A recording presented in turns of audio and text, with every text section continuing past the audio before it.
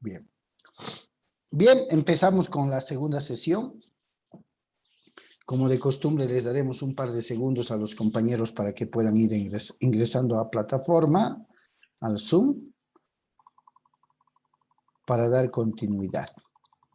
Ahí están ingresando. Siempre recomendándoles de que, por favor, regístrense en el chat.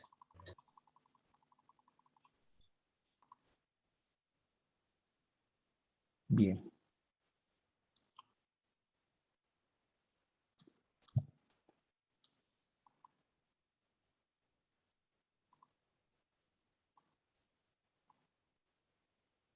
Ahí está Sergio. Bien, fíjense, les decía, mientras se conectan todos a los que ya están conectados, las amplias facultades que al usufructuario se le otorga por parte del propietario. Y va más allá de usar y disfrutar del bien, ¿cierto? Puede aprovecharse de los frutos, se le da la misión inclusive de pagar los impuestos como si fuera un propietario, pero no lo es. ¿Sí? No lo es. Pero el usufructo es uno de los derechos reales sobre cosa ajena más fuerte. Ustedes en nuestro cotidiano vivir creen, en la mayoría de los casos, que el usufructo se constituye con mayor frecuencia sobre los mismos padres, cuando estos han transferido a los hijos los bienes. O consideran que hay más índice entre personas ajenas. ¿Qué creen?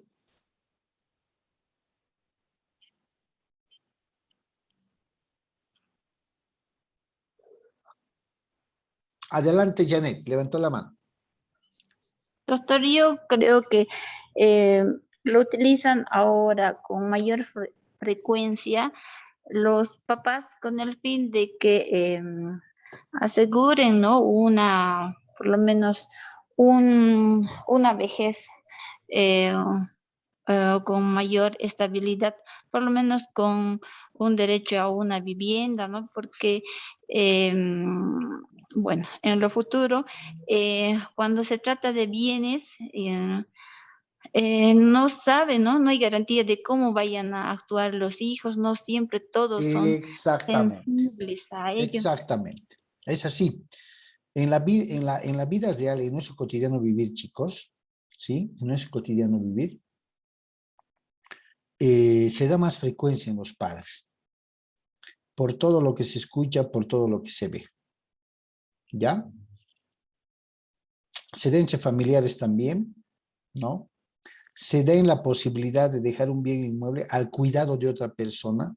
No quiero hacer un contrato de cuidador porque más adelante de pronto este señor y su familia me mete un proceso laboral por beneficios, he cuidado, he trabajado en su bien. No, mejor le daré en usufructo.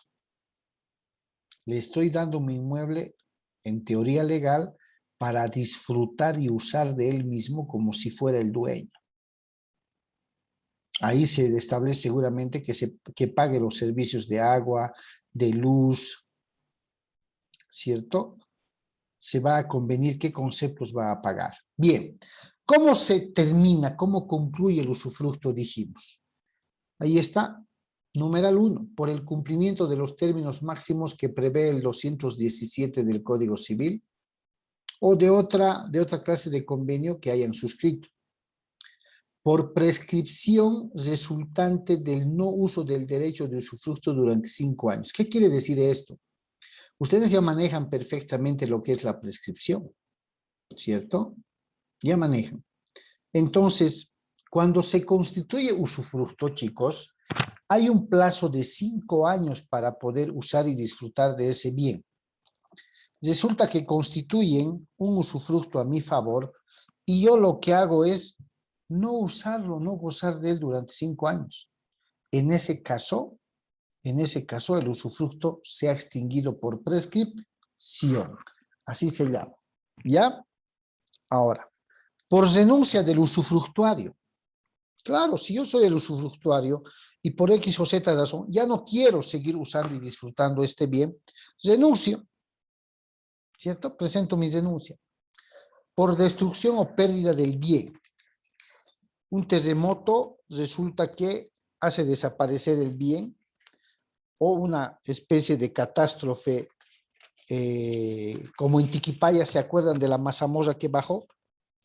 Ha sepultado casas, bienes y todo aquello. Se destroza, desaparece el bien. Por abuso que el fíjense, ¿por qué se puede extinguir? Por abuso que el usufructuario haga de su derecho de usar y disfrutar del bien, enajenando, es decir, transfiriendo el bien o deteriorando el bien, ¿sí? O dejando, abandonando el bien a su suerte, no hacer reparaciones, no hacer mantenimientos y dejar que se caiga, que se derrumbe. Si esto pasa por alguna autoridad judicial, el juez va a extinguir el usufructo. Esas son las causas por las cuales se debe o se puede extinguir un derecho real sobre cosa ajena llamada usufructo. Bien, fíjense que a manera de retroalimentación hemos vuelto a abordar el tema desde un principio para que quede plenamente entendido. Primer derecho real sobre cosa ajena, es decir, sobre bien que no nos pertenece, el usufructo. ¿Ya? El usufructo. Ahora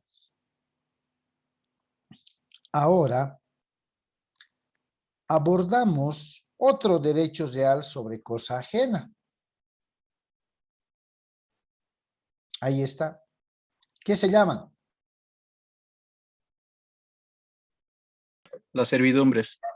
¿Quién podría decirme qué significa servidumbre?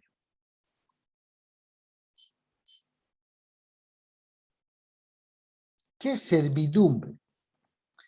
Desde un punto de vista general. A ver, vamos a dilucidar un poco el tema. ¿Qué significa servidumbre?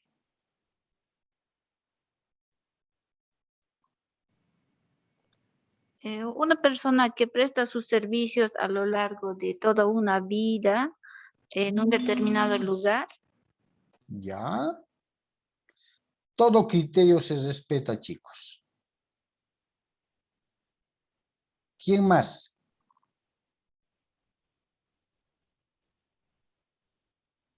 ¿Quién más nos puede decir qué entiende por servidumbre?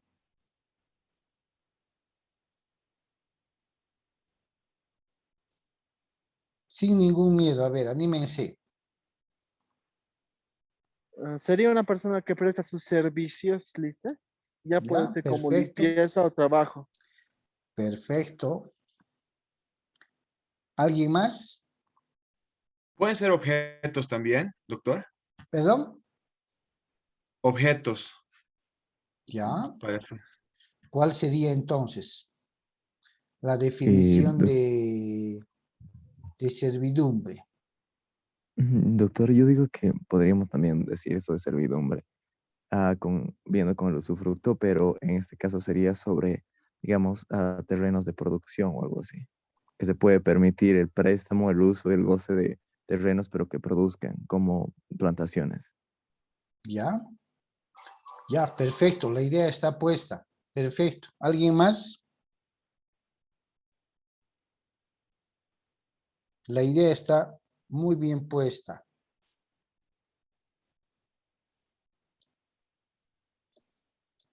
¿Alguien más, chicos? Doctor, ¿es un derecho de usar y disfrutar una cosa ajena? ¿Que no es de qué?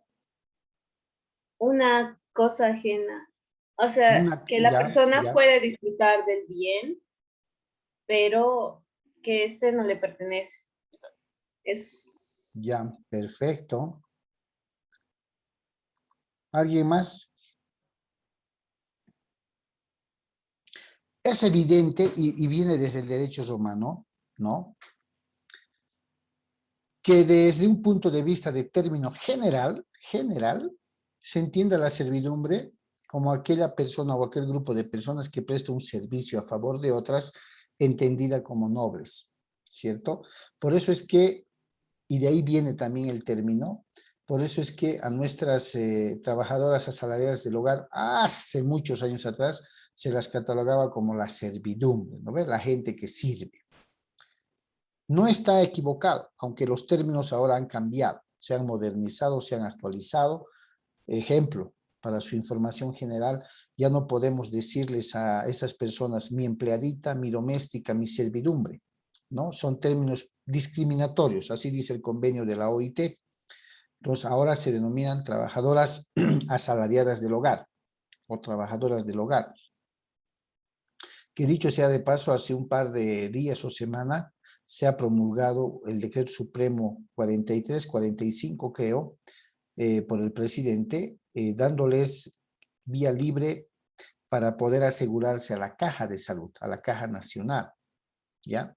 Pero, desde el punto de vista de los derechos reales, sobre cosa ajena, como decía una de las compañeras, también es no usar y disfrutar. Porque si hablo de usar y disfrutar, ¿a qué derechos real sobre cosa ajena me estaría refiriendo? Si hablo de usar y disfrutar, ¿cuál es ese? Adelante, María. ¿Al usufructo? Al usufructo. Usar, gozar o usar o disfrutar es usufructo sobre un bien o de un bien que no me pertenece. Perfecto. ¿Cierto? Perfecto. El término correcto de la servidumbre es sí, tiene que ver con un bien que no me pertenece. Pero el término preciso para hablar de servidumbre no es usar y disfrutar, sino es servirse, servidumbre, servirme de un bien que no me pertenece. ¿Sí? Usar alguna parte de un bien que no me pertenece, servirme de él. En el usufructo hemos estado hablando de dos sujetos, propietario e usufructuario. En la servidumbre vamos a identificar a dos sujetos. Uno que domina y uno que es sirviente. Por eso se llama servidumbre. Vamos a identificar a un fundo sirviente y a un fundo dominante. ¿Sí? El fundo dominante, así se denomina, se va a servir del otro fundo llamado fundo sirviente. Para cualquiera de las servidumbres que se pueda establecer. ¿Sí? Para cualquiera. Antes de abordar el tema que ya les había puesto en diapositiva, vamos a compartir para reconocer terminología correcta sobre la servidumbre, ¿ya? Un pequeño documental de 5 minutos que tiene que ver con la servidumbre.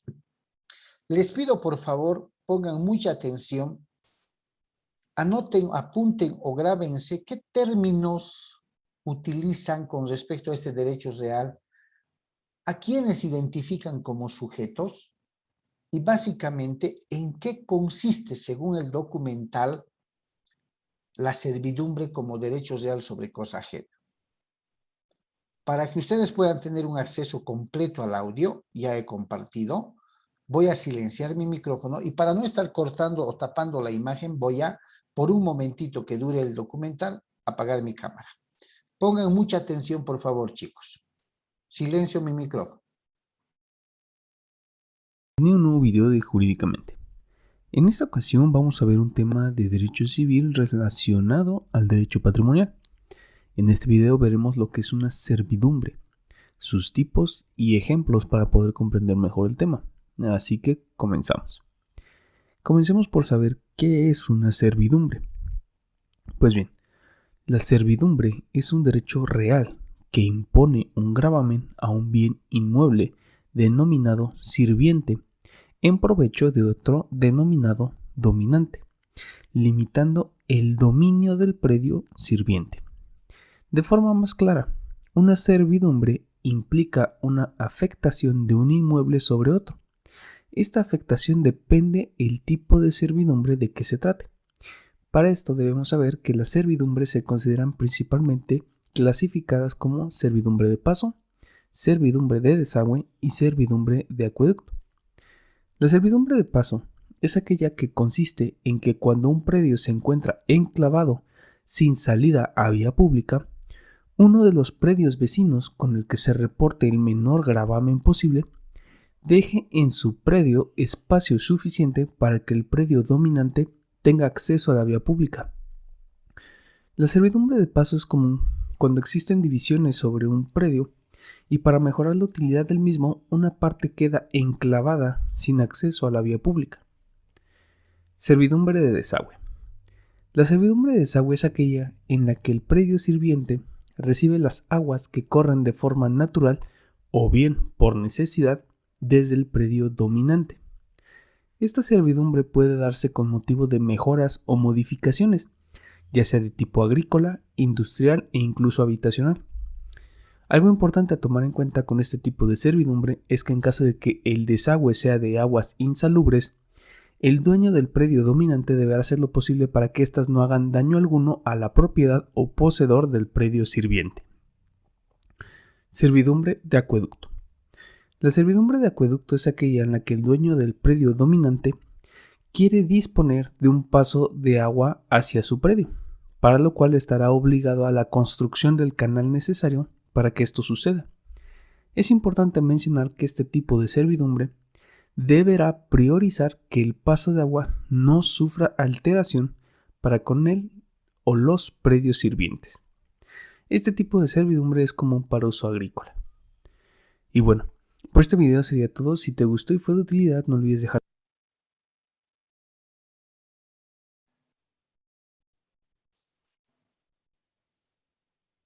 Bien. Práctico, ¿cierto? ¿Cuáles son los sujetos que han identificado con respecto a la servidumbre en el documental, chicos? ¿Cómo se Servidumbre de denomina? paso. Ok. Adelante. Servidumbre de paso, ¿Ya? servidumbre de desagüe, servidumbre de acueducto. Ya. Esas son las clases de servidumbres. ¿En qué consiste? Pero primero vayamos por partes. ¿Qué sujetos han identificado? En el usufructo, reitero, propietario, usufructuario. Este propietario y este usufructuario acuerdan constituir un usufructo y lo hacen mediante un documento, recomendable documento público, ¿cierto? La servidumbre, ¿se han dado cuenta? Servirse de un bien que no me pertenece por determinadas y especiales circunstancias. Y ahí clasifican, como dice Ignacio, de paso, servidumbre de acueducto y demás. Pero ¿cómo se denominan a los sujetos? Si mal no recuerdo. Sirviente y dominante. Ah, fundo sirviente y fundo dominante. Lo que quiere decir es, fíjense que en la servidumbre no es que desconozca ningún derecho. Los denomina fundo sirviente y fundo dominante. Por poco no dice inmueble sirviente, inmueble dominante, ¿cierto? Un inmueble que va a dominar sobre un inmueble que le va a servir, sirviente, ¿cierto? En eso consiste la servidumbre. En eso consiste la servidumbre. En que un fundo se sirva de otro, ¿sí? En un fundo se sirva de otro. El que se sirva, el que se sirva, el que se aproveche de otro inmueble, se va a denominar dominante. Y el que soporte, el que aguante, el que haga el papel de sirviente, ¿sí? Se va a denominar fundo sirviente. ¿Ya? Le va a servir. De ahí viene el derecho real sobre cosa ajena llamada fundo sirviente. ¿Listo? Bien. ¿Es un derecho real sobre cosa ajena? Sí. ¿Genera un aprovechamiento? Sí. Y para que la idea quede más clara todavía, ustedes han visto un documental de 4 minutos, creo, ¿cierto? De 4 minutos. Entonces, quiero que vean este otro documental que es un poco jocoso, un poco de broma, pero es muy, muy gráfico y muy didáctico, que nos va a hablar sobre lo que hemos visto que sea una servidumbre de paso, una servidumbre de acueducto, una servidumbre de tal. ¿Listo? Para entrar a abordar nuestro material de apoyo. Lo que quiero que quede claro es identificar con precisión qué es un usufructo y qué es una servidumbre. A ver, estamos con sonido compartido perfecto. Voy a suprimir mi micrófono y escuchen, por favor. Son 4 minutos y medio que dura esto. Atentos, por favor. O también llamadas en latín jura praetorium o servitutes, es el poder jurídico que ejerce una persona sobre un terreno ajeno o vecino y que le autoriza a usarlo para satisfacer su necesidad o aumentar la utilidad del terreno donde él se encuentra con oposición de terceros. Es decir, es un derecho real sobre cosa ajena con oposición de terceros. Siempre hay dos terrenos, uno que presta, la servidumbre llamado terreno sirviente, y otro que se beneficia de la servidumbre llamado dominante. Los juristas clásicos llaman servidumbres a los servicios permanentes que constituyen entre dos fundos vecinos por la voluntad de sus propietarios. Los principios constitutivos de la servidumbre son 9, hablaremos del primero. La servidumbre existe siempre sobre terreno ajeno, no en terreno propio, de todo caso sería una propiedad. El segundo principio dice que la servidumbre existe solo con la vecindad, no necesariamente se necesita contigüidad. El tercer principio dice que las servidumbres tienen una causa objetiva y permanente. Su existencia se justifica por la necesidad o el aumento de utilidad del terreno dominante y la posibilidad del terreno sirviente para prestarla. El cuarto principio dice, las servidumbres tienen una causa perpetua. Esto quiere decir que mientras exista la utilidad y la necesidad del terreno, existe la servidumbre. El quinto principio dice que todas las servidumbres suponen una conducta o abstención para el terreno sirviente y en correspondencia un uso moderado para el terreno dominante, la conducta de no hacer para el terreno sirviente. Esto a excepción de la servidumbre para apoyar vigas en terreno ajeno.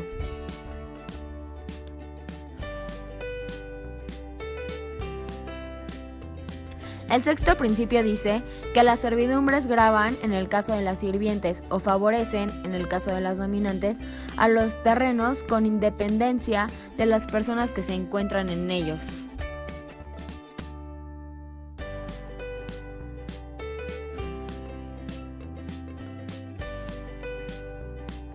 El séptimo principio dice que la servidumbre limita el derecho del propietario y en este sentido el adquiriente de un terreno gravado por la servidumbre queda obligado a respetar el derecho ajeno que pesa sobre este.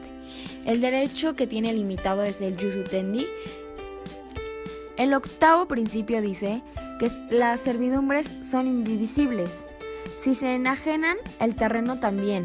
La clasificación de las servidumbres son las rurales y las naturales. En las rurales existen las simples, y estas son el íter, el paso a pie, caminando, arriba de un caballo o sobre una litera.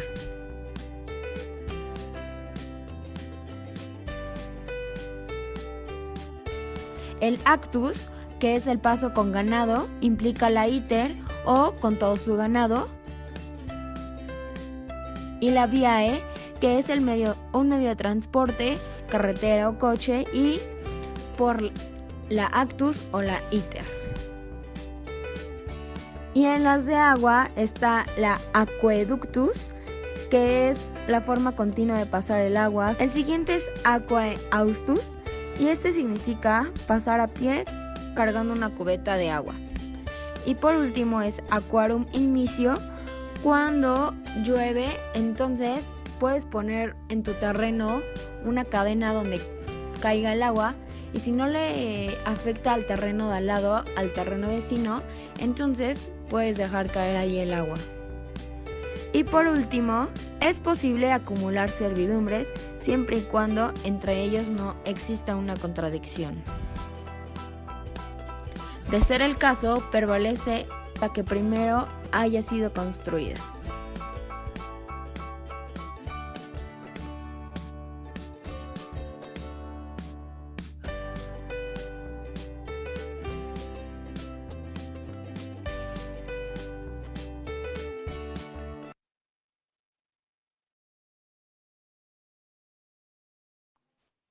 Bien, ahora sí, más gráfico o más graficado, mejor identificados a los sujetos o a los fundos, ¿no?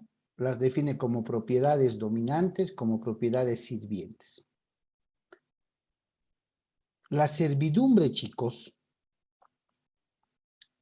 y esos antecedentes que acabamos de ver tienen que ver con el derecho romano, son en otros matices de otros autores, relaciones de buena vecindad donde existe una imposición. Somos vecinos, ¿se han dado cuenta? Dice, la servidumbre se va a dar siempre sobre dos propiedades vecinas. ¿Sí? Relación de buena vecindad, pero obligatorio, forzado. Voy a pasar a que revisemos nuestro material. Ya un poco manejando las características que acabamos de ver. ¿Qué son las servidumbres?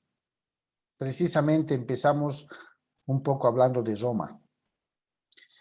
En Roma, las servidumbres se dividían con las características que acabo de mencionarles, que acabamos de compartir, en servidumbre real y servidumbre personal. Allá donde se entendía como el trabajo doméstico, ¿cierto? En la Edad Media, ya evolucionando del origen del derecho romano, en la Edad Media el término servidumbre se utilizó más en el ámbito personal al referirse a los siervos de gleba que debían trabajar para el señor feudal a cambio de un pedazo de tierra para el sustento del siervo y de su familia. Era lo que conocíamos hasta hace poco como trabajadora doméstica. Ya con la Revolución Francesa, libertad, igualdad, fraternidad, igual principio social, principio de justicia social, mejor dicho, ¿no? Se suprimió el tema de la servidumbre. Fíjense, precisamente por el tema de la revolución que quiso traer un cambio para toda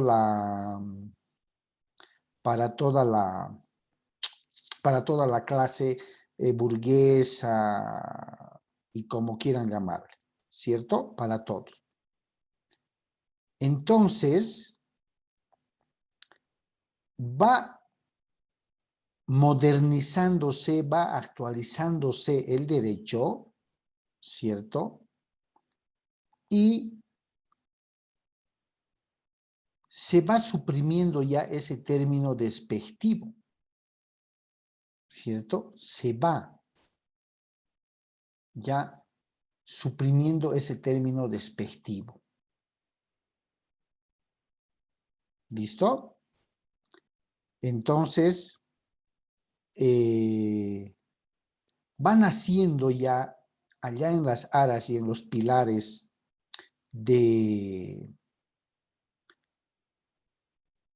la modernización del derecho, chicos, la servidumbre con otras connotaciones, es decir, desde el punto de vista del derecho real. Entonces, ¿qué es desde el punto del derecho real la servidumbre? ¿Sí? Es un derecho real, ¿ya?, por el cual una persona propietaria de un fondo sirviente, ¿sí?, ¿ya?, propietaria de un fondo sirviente, para utilidad o beneficio propio, puede realizar actos de uso en fondo ajeno o impedir el dominio de este espacio en virtud de las necesidades de otra persona propietaria de otro fondo dominante. ¿Sí? La palabra servidumbre, conjunto de criados en casa, de una casa, eso significaba antes, los famosos criados, ¿cierto? Viene del latín servitudinem, cualidad de sirviente. Ver, siervo, servil, servitud. ¿Cierto? Ese es. ¿Ya? Ya estamos identificando a dos sujetos. Fondo sirviente, fondo dominante. No se olvide. Ahora, según nuestra legislación civil boliviana, la servidumbre resulta ser algo accesoria a la propiedad del fondo dominante, ¿ya? Y constituye gravamen sobre el fondo sirviente, ¿ya? ¿Estamos entendiendo? Resulta ser que en la legislación civil boliviana, reitero, la servidumbre nos dice, ¿no?, nos dice que esta figura de la servidumbre resulta ser accesoria a la propiedad del fondo dominante, o sea, se adhiere a la propiedad del fondo que va a dominar y constituye una carga, un gravamen sobre el fondo sirviente, sobre el fondo que va a soportar el servicio. Estas servidumbres pueden ser forzosas, ojo, ¿entre cuáles? El acueducto y paso, las cuales deben constituirse por sentencia judicial si es que no hay acuerdo de partes, ¿cierto? Si es que no hay acuerdo de partes. Lo que quiere decir que antes de ser un convenio, un acuerdo entre las partes para proceder con un acueducto o con una servidumbre de paso, el juez va a ser quien mediante sentencia judicial va a establecer que el fondo sirviente le dé paso o le dé un acueducto al fondo dominante, ¿ya? Al fondo dominante. Siempre y cuando las partes no se pongan de acuerdo. O pueden ser servidumbres voluntarias, si no forzosas, voluntarias, que deriven de un contrato o testamento, ¿ya? Que deriven de un contrato o testamento. Las servidumbres, esto es muy importante, son perpetuas. ¿Qué quiere decir? Son para siempre, ¿ya? Son para siempre, salvo disposición en contrario. ¿Qué quiere decir? por lo general se va a tomar en cuenta que las servidumbres sean para siempre. ¿Ya? Salvo que las partes se pongan de acuerdo por un determinado tiempo o pase alguna causal. ¿Ya? Así, sí. ¿Ya? ¿Listo? Entonces, tengan por favor en cuenta que lo que no tenemos que descuidar es los sujetos, fundo dominante, fundo sirviente. ¿Ya? Que las servidumbres se pueden clasificar en servidumbres forzosas y servidumbres voluntarias. Cuando hablemos de las servidumbres forzosas, vamos a hablar de la servidumbre de acueducto y de paso, que lo hemos visto en el documental. Estas servidumbres forzosas, como su nombre dice, constituyen ser en que sí o sí el fundo sirviente o le debe dar paso o debe constituir un acueducto a favor del fundo dominante. Si no se ponen de acuerdo las partes, el juez va a dictar mediante una sentencia judicial. Y las servidumbres voluntarias van a derivar también de un acuerdo plasmado en un contrato o finalmente dictado en un testamento. Independientemente de que sean forzosas o voluntarias, las servidumbres por lo general buscan ser perpetuas, es decir, para siempre, salvo que las partes dispongan de acuerdo por sí mismos otra cosa. ¿Sí? Por favor, eso es lo que establece nuestra legislación civil. Ahora bien, ¿qué características, qué caracteres tiene la servidumbre? ¿Es un derecho real sobre cosa ajena? Claro que sí. ¿Modifica el régimen normal de la propiedad? Sí, porque va a haber un fundo que se sirva del otro. Va a haber un fundo que domine con algún servicio al otro. Por eso se llaman dominante y sirviente. Ya con imágenes lo vamos a ver más precisamente. ¿Es de carácter inmobiliario? Sí, porque van a intervenir inmuebles. Dos, no muebles. No muebles. En este caso, no muebles. Van a intervenir dos inmuebles, dos propiedades de inmueble. ¿Son accesorias? Sí, porque el fundo dominante, de lo que se aproveche del fundo sirviente, lo va a formar parte accesoria de su propiedad, sin que eso sea o se entienda como esta parte del fondo sirviente sea parte del fondo dominante. No, pero como se sirve del fondo dominante, ya se sirve, entonces va a formar parte accesoria. ¿Es indivisible? Sí. ¿Sí? Es indivisible, ¿por qué? Porque la servidumbre se va a unir al fondo dominante de manera inseparable y activa, como vamos a ver. Perpetuo, como les decía, generalmente las servidumbres son perpetuas, pero la ley permite que sean constituidas también por un determinado tiempo. ¿Ya? A ver, antes de que nos gane el tiempo, chicos, estamos llegando ya al final de la segunda. Vamos a entrar a ver esto porque las próximas diapositivas son gráficas para que podamos entender de qué está hablando nuestra legislación civil. Pero lo que quiero que quede claro con las servidumbres, activa se genera en base a dos inmuebles, uno dominante y el otro sirviente. Desde ese punto de vista, porque hay otras clasificaciones que las vamos a ver, las servidumbres en general se van a clasificar en forzosas y se van a clasificar en voluntarias. Las forzosas tienen el matiz de establecer de que a la fuerza le tengo que dar. Fíjense ustedes, un ejemplito claro. ¿Ven en pantalla a María Alejandra como yo la estoy viendo al medio de la pantalla? ¿La ven? ¿Ven su nombre? ¿Sí? Sí. Ya, hagan de cuenta que esos cuadros son terrenos, no tienen salida. Esos márgenes que hay no existen, es todo cerrado. ¿María Alejandra tiene por dónde salir a la calle? No. No. No tiene. ¿Qué tipo de servidumbre le tendría que solicitar a cualquiera de los vecinos?